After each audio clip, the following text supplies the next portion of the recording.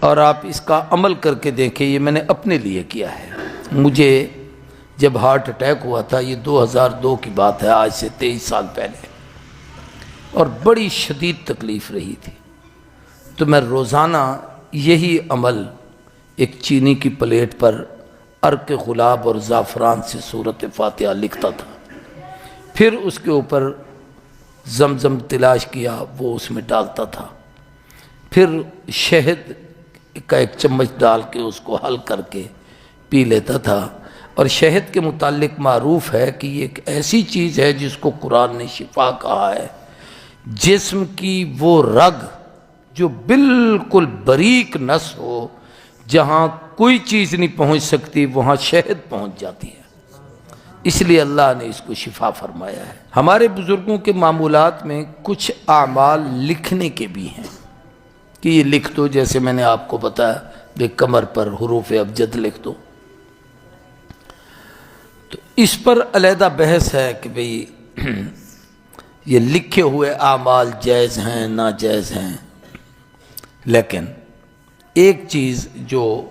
مسلمہ ہے وہ یہ ہے کہ جو پڑھا لکھا سمجھدار اور بڑا آدمی ہو، یعنی آپ کی بات کو بھی سمجھتا ہے اور پڑھنا بھی جانتا ہے،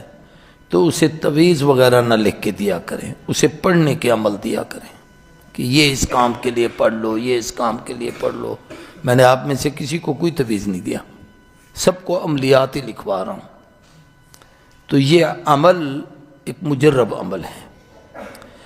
اور ایسا بچہ جو بالکل کم عمر ہے، کم عقل ہے، یا ایسا آدمی ہے جس کو یہ سمجھ ہی نہیں ہے، تو اس کے لیے لکھ کے دینا اور پانی پڑھ کے دینا یا پانی میں وہ کاغذ لکھ کے دینا، اس کی علماء نے چونکہ اجازت لکھی ہے تو ہمارے حضرات اس پر عمل کرتے ہیں۔ بلکہ ایک کتاب ہے اہل حدیث عالم کی لکھی ہوئی، ڈاکٹر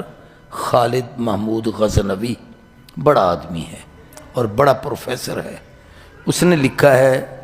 طب نبوی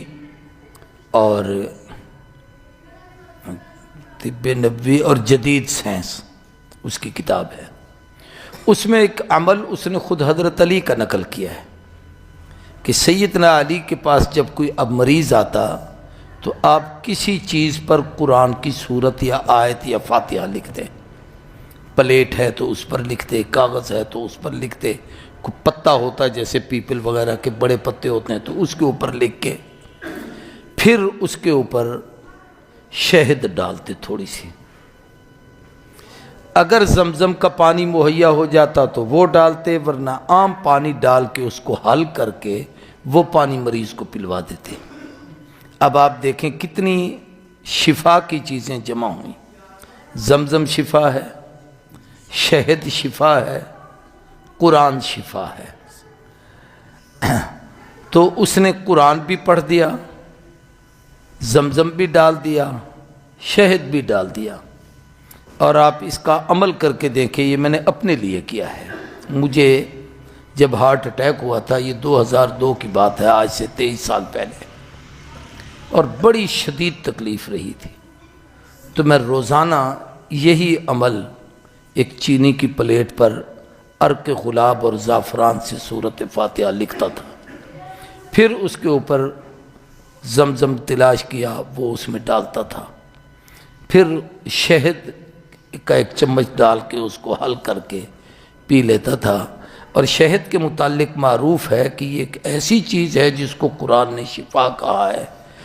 جسم کی وہ رگ جو بالکل باریک نس ہو،